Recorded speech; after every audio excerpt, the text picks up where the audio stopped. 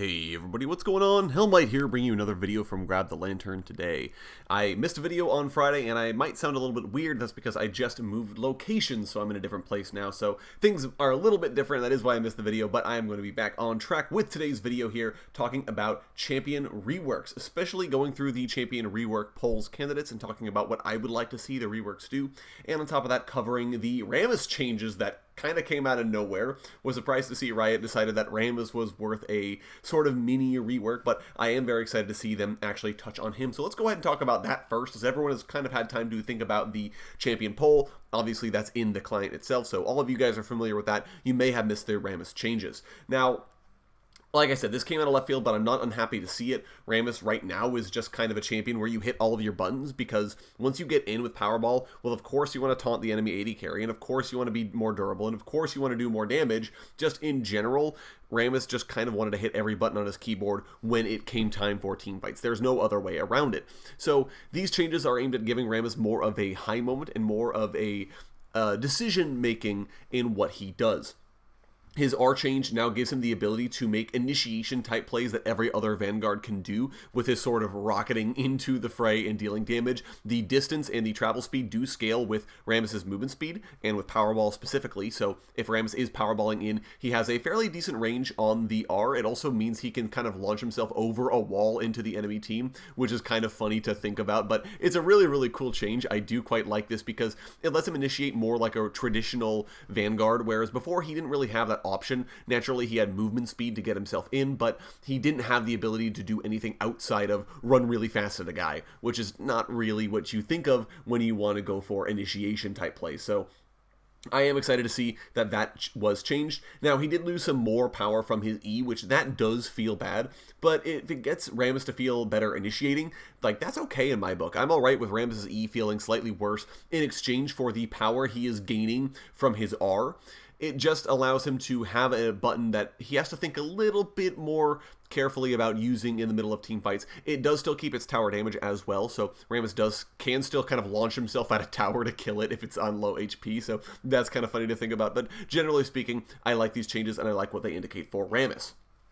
Moving on to the champion VGU poll, we're going to start at the top with Nocturne, who is one of the two holdovers from the previous poll. Riot decided they wanted to go for Dr. Mundo next for whatever reason, so Nocturne is sort of the one of two remaining champions from that initial poll. I'm glad that Riot agreed that Paranoia needs to stay. I think it's the highest moment of Nocturne's kit. It's an ability that I think I would reference outside of League of Legends, talking about cool abilities in video games. I love Paranoia in every way, shape, and form. I would hope that nothing about this ability changes at the end of the day. Now, I honestly like the rest of Nocturne's kit, but I do acknowledge that Riot have the data to indicate that he's not in a great spot play rate wise. There's just not a lot of decision making with Nocturne. He kind of goes in and hits all his buttons and then just auto attacks you to death. There are very few high moments in the rest in his base kit outside of his R. Unspeakable Horror does have the sort of high moment of, you know, wait long enough next to them and then get that bonus fear, get the bonus movement speed towards them. That's pretty cool. The only problem I have with that, though, is that it doesn't really do much outside of gives you the fear, gives you the movement speed, and then you just keep auto-attacking the guy. There's nothing else that goes on with that. There's no other decision-making. So I would love to see some kind of change to hopefully keep Unspeakable Horror on the kit, but make the payout for it significantly better than I get to auto-attack you more. Like, maybe Nocturne does increase damage against feared targets. I do think you want to keep that sort of aspect of Nocturne as a champion that plays well with other fears, so you can pair him with champions like Fiddlesticks or like Shaco, and you can kind of get some benefits from playing those two together because they do have some degree of synergy. I think that would be fun. I do think he can stay as an auto-attack focused champion. I don't think that's a bad thing because he does have those cool arm blades. He just needs to have more flexibility and more high moments in his default kit. I would also love to see this remake finally ensure if he's either an assassin or a diver, instead of having to guess at which one is better. I really want Riot to make it clear and to really be able to say, yes, this champion is a lethality assassin, or no, this champion is a diver who is going to be slightly more durable and who wants to be kind of this initiation fighter. I personally think he would work better as an assassin, but we'll kind of see where Riot take his rework. Moving on to the other holdover from the previous VGU poll, which is Shyvana. I think Shyvana needs the work the most honestly, and this isn't just me being a Demacia favoritist, I do think Shyvana could use some significant improvement, especially in terms of her visuals. I think most of the other champions on this list are not too bad visually. I just really think that Shyvana needs it more than the others because she just doesn't live up to the fantasy of being a half-dragon warrior. She really could use some more oomph to be more draconic both in her human and in her dragon form. I want Riot to make her a brutal and fearsome character, not a waifu, which unfortunately I feel like they're going to do. I really do hope that they do her in a better fashion. I hope they make her look visually imposing, look scary, and most importantly, look draconic. And that goes for her human form as well. I feel like her dragon form is really not that bad in terms of his visuals. I just think the biggest thing is that her human visuals do not sell the fact that she is a half-dragon. So I would love to see Riot play that up a little bit more.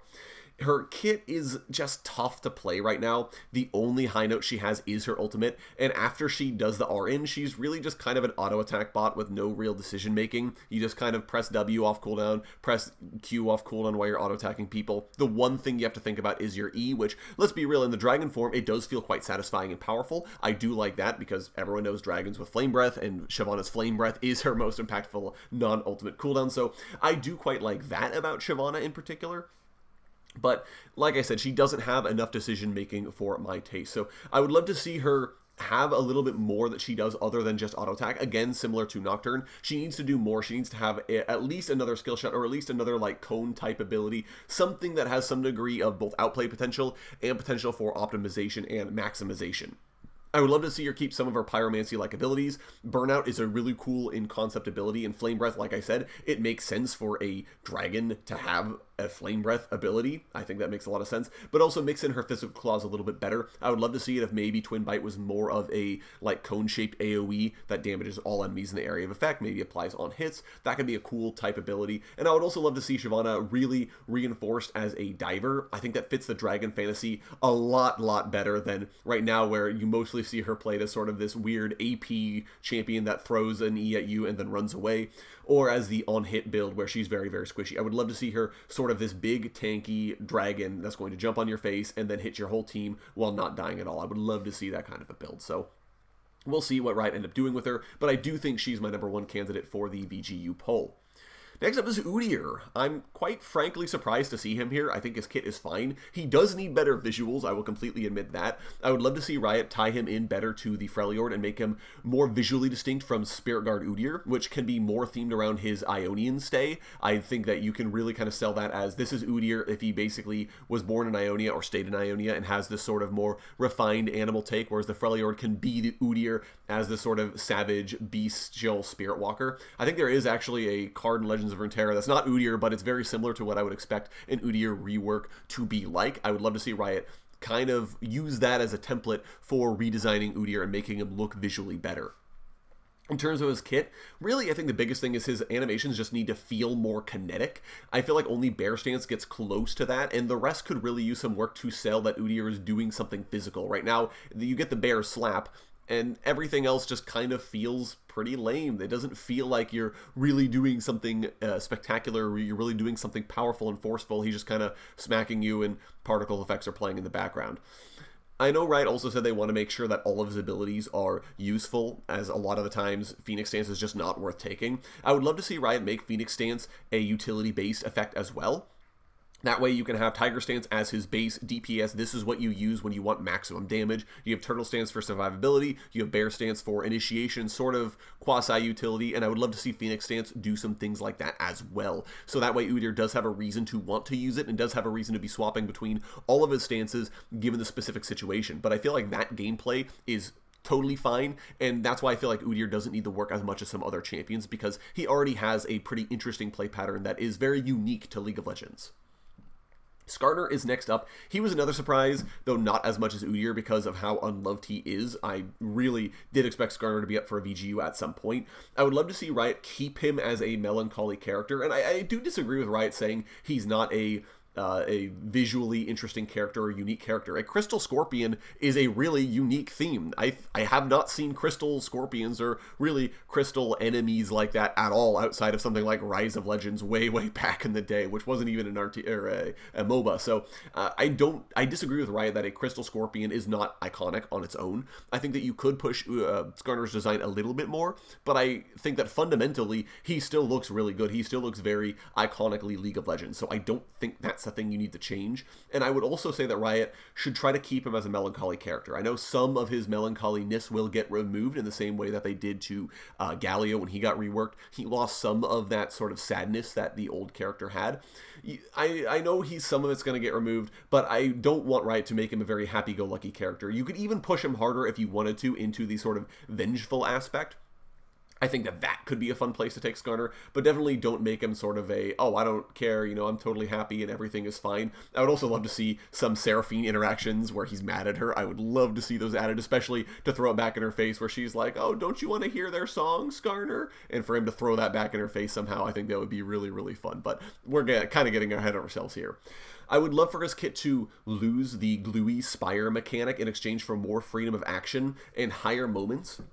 Right now, all he really does is walk at you and auto-attack and press Q. Again, this is a theme with a lot of the champions on this list, in that they mostly are just auto-attack bots that don't do a whole lot. So I'd love to see him have higher moments in his base kit. Right now, the only thing he does is press R on you and drag you out. Everything else is pretty much not really a payoff. Like I said, he's an auto-attack Q bot. So give him something else he can do. I would love to see if Skarner had a more interesting passive that gave him more utility and more ability to fight enemies outside of his sort of no-go zones.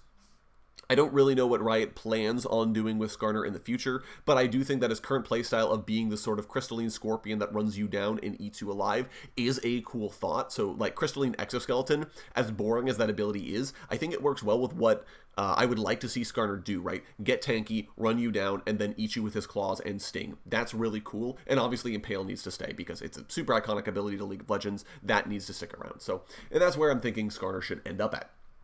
Finally, talking about Quinn, this is another surprise. I thought her kit was fine in its current iteration, especially from a thematic perspective, given that she's supposed to be the sort of independent ranger running around with her bird, doing things behind enemy lines.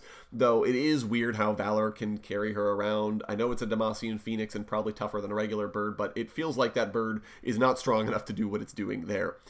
I know Quinn was originally marketed as Quinn and Valor. That was how they were marketed. It was Quinn and Valor, Demacia's wings. I would love to see Riot bring that back in a similar fashion to how they dealt with Nunu, how Nunu was Nunu beforehand, and now he is Nunu and Willump. I would love to see that be a change that Riot do make and sort of make it feel like these characters are working well together and fighting together, as opposed to current iteration where everyone has kind of forgotten that Valor even exists. It is Quinn. That is the champion. So Riot need to make sure that both of them feel like they are contributing to the game. Right now, Valor is a taxi or a missile, respectively, and that's really all he gets involved in. But I would love to see Riot try to find some way of making them play out together. That would be really cool. And I would love to see Quinn keep the ability to roam and be an independent marksman. I do want her to have the ability to get across the map, to make those plays behind enemy lines, to be a scout for her team, but not necessarily where she rides her bird around. And I know I don't want Riot to go full tag team levels of do a partnership. Back in the day, Quinn used to be just replaced by Valor, so she swapped range for melee, which was just always straight a downgrade. So maybe we don't go full that way, but I would love to see still for Valor come back in some regard that makes him feel like a part of the partnership rather than, oh, he carries Quinn around. And that's going to be it for me today, guys. Thank you all so very much for watching. I do appreciate it. Let me know what you think of any of these reworks down in the comment section below, or let me know which champion you are most excited to see reworked. I would love to hear who you guys voted for down in the comments. If you enjoyed today's video, go ahead and leave a like. And if you really enjoyed today's video, consider subscribing. I upload a video every Monday, Friday, and on patch days as well. Once again, thank you guys so very much for watching. I do appreciate it. And I will talk to you all later.